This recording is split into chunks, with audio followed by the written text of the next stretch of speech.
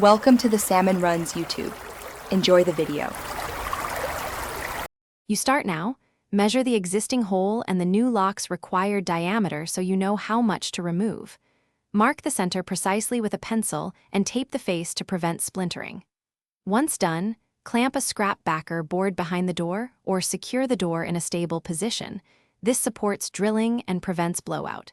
Make sure to wear safety goggles, then choose the correct drill bit size, matching the lock's specification, and align it perpendicular to the door face.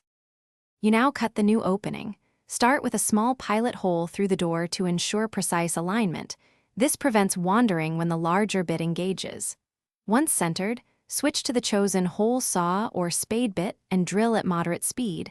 Pause often to remove wood chips and check progress. Make sure to keep the drill perpendicular. After reaching the correct depth, use a wood chisel and file to clean the bore and square any edges so the lock set seats flush and operates smoothly. You finish by installing the latch and lock set and tightening screws evenly so the hardware sits flat.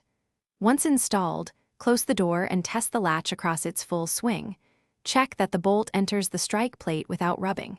If binding happens, adjust the strike plate or lightly enlarge the mortise by 1 to 2 millimeters. Alternatively, use thin shims.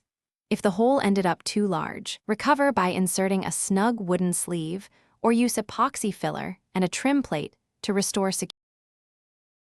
Thanks for watching. Consider subscribing if we helped you.